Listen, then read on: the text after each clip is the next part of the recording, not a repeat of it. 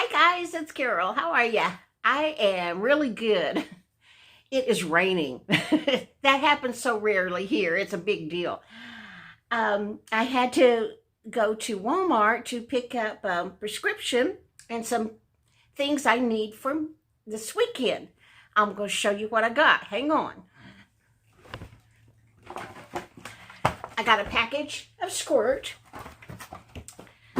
I've never had this before. This is Gatorade Frost. It's supposed to be cherry flavored, but it's clear, not colored. And that is because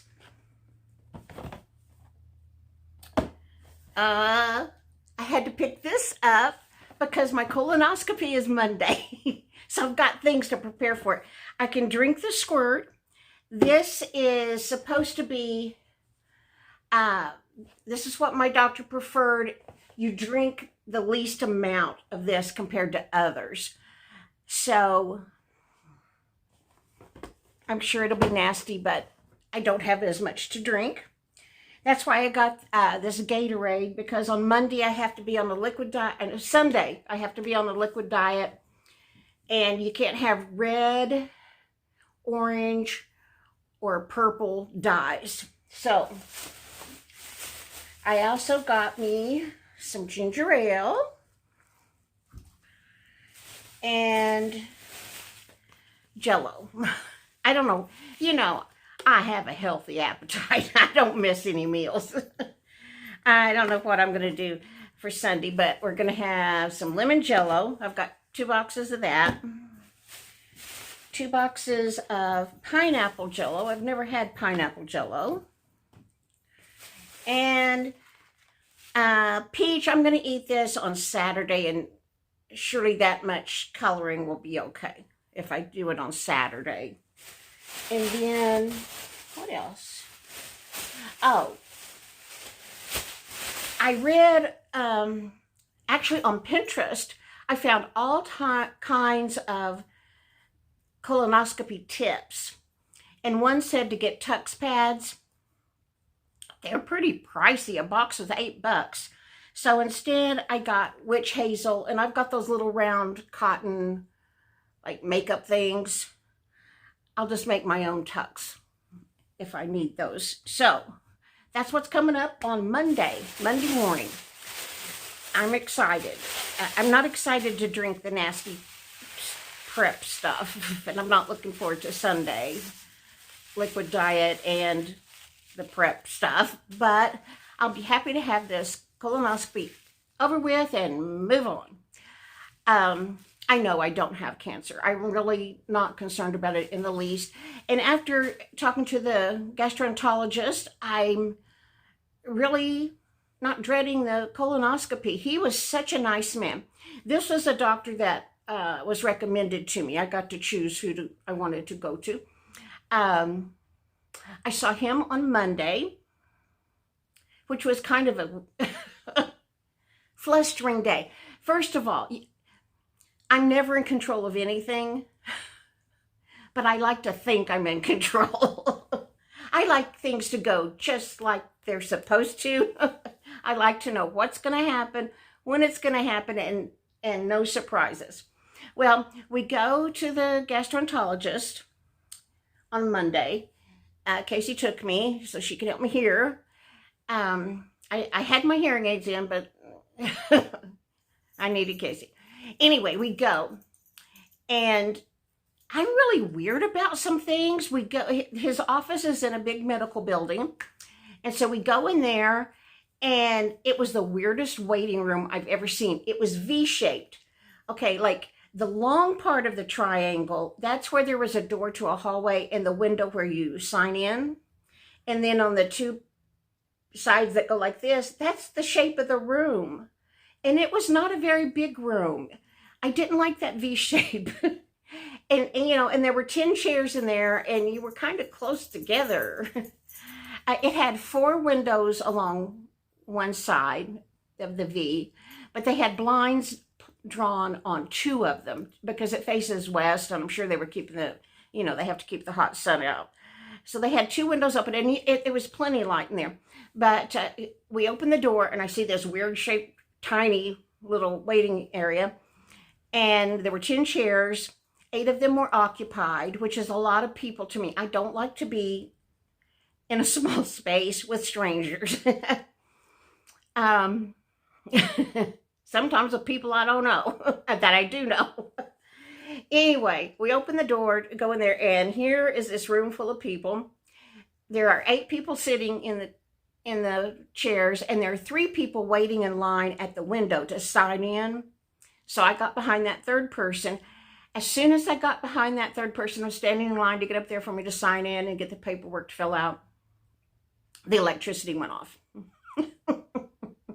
This is inside a medical building. Now, we did have those 2 windows that didn't have blinds, so there was plenty of light to see in there. But in a little bit, the office lady came out and she said that the electric company said, this was at 2 p.m. The electric company said it might be 5 before they could have the power restored. They were estimating 5 p.m.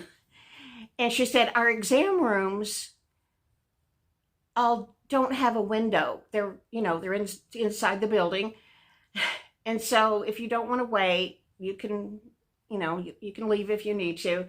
She said, we do have 2 rooms that aren't exam rooms that do have a window that we could use those for consultation. So I was going to stay anyway, because I was just supposed to see the nurse practitioner. I had to have a referral from my internist to the gastroenterologist, and then they called me to schedule it. And at that time, they told me, you won't see the doctor, you'll see the nurse practitioner, and she'll give you all the prep information. Okay, fine. I'd like to know what's going on and how it's going to go. Okay, so we go, and we're in this V-shaped waiting room with all these people. Only one person left, one person and the lady who accompanied her. They were the only ones that left. Everybody else wanted to stay. And so we waited and waited and waited. I'm not good with waiting either. That the longer I have to wait for something, the more anxiety-filled I become. We had to wait and wait and wait, and the electricity was off, and we had plenty of light to see, but, you could tell the electricity was off. Behind the glass thing to the window where they were, it was dark right there. Their computers, obviously weren't working or anything.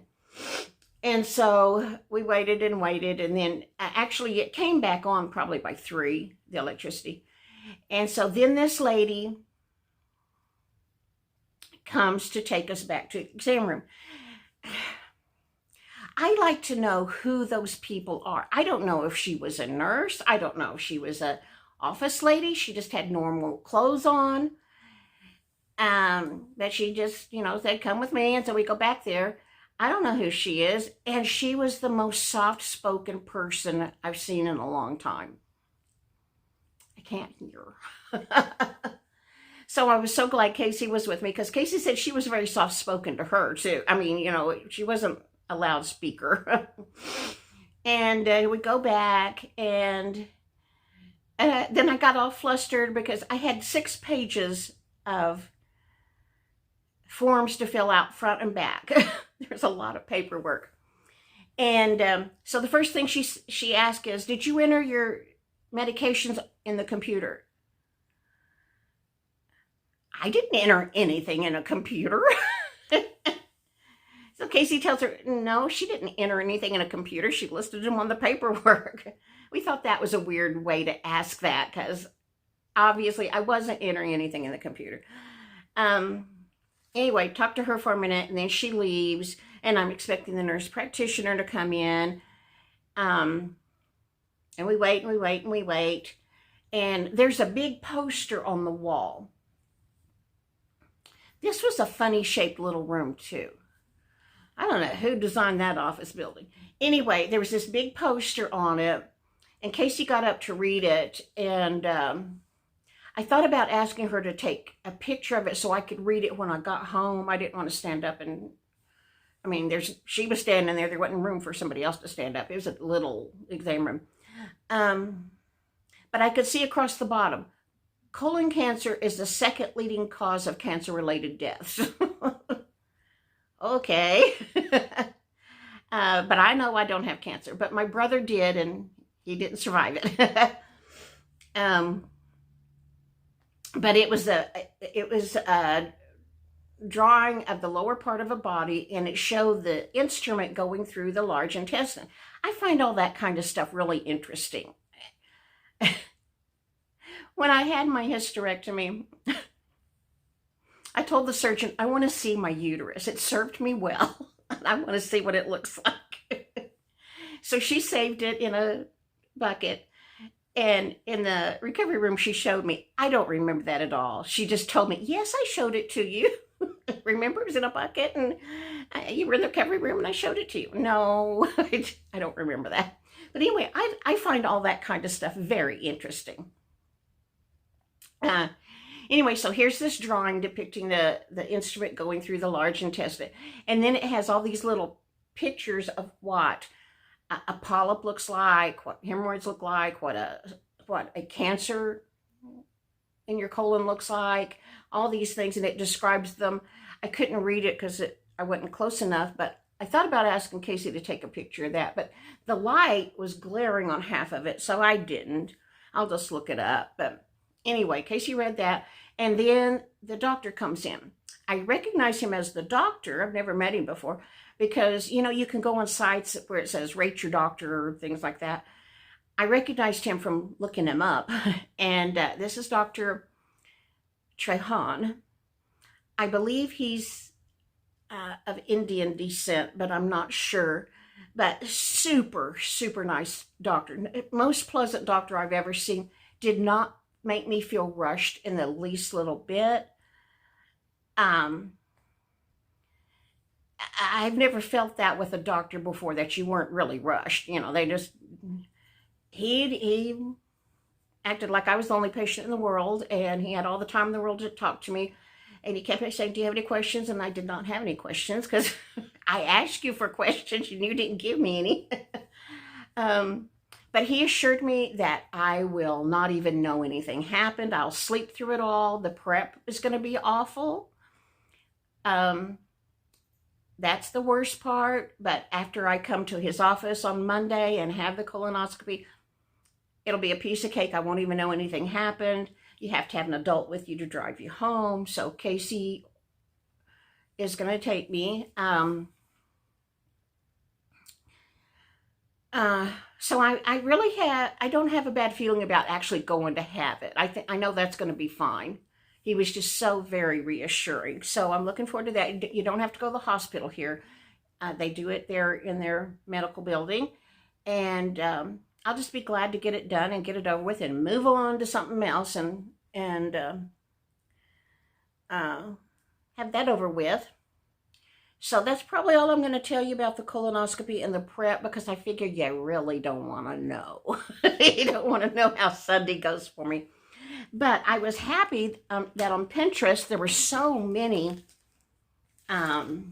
posts with information and tips. And I'm really glad to know about this because it has no dye in it. And it's cherry flavored. And I've got my Jell-O.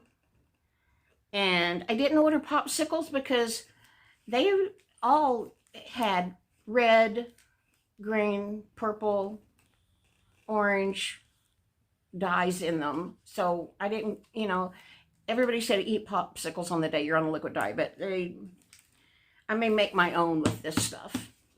So anyway, I haven't made a video all week because I just haven't had a thing to tell you. It's been very boring around here. So I guess that's it. Oh, I got a comment in the middle of the night saying my grandchildren really need to learn some manners. I'm not disagreeing with you. They are a work in progress, and I let them get away with too much here because other people in their lives are so strict. And that's not good of me to do. And yes, I know you've seen them acting very grabby and in charge and things. They're a work in progress. I'm a work in progress on how to raise children. Even though I raised 4, and have helped raise 4 grandkids. I'm still a work in progress. Same way with my dogs. They don't mind me either. Okay, guys. That's all I know. What's going on in your life? Let me know what's going on with you. I am so tickled that we're having a rainy day. It's kind of drizzling, a hard drizzle.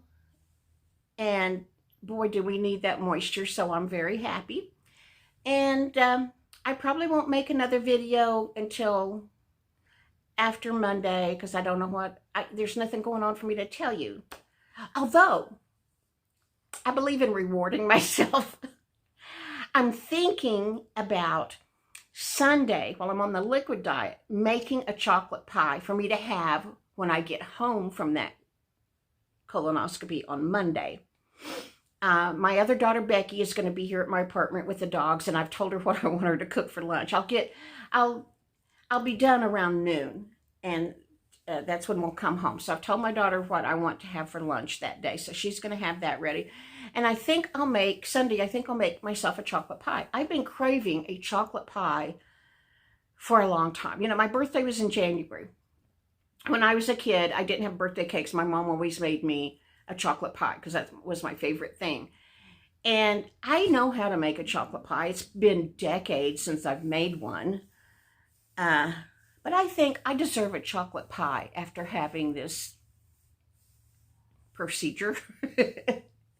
So if I make a chocolate pie on Sunday, I'll make a video of that. Because, like I said, I haven't made one in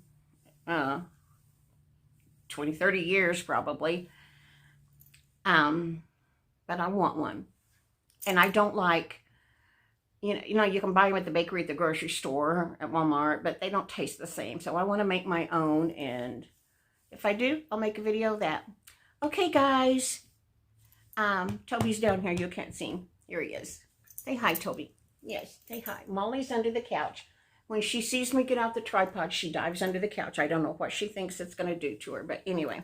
Okay, we're going to go.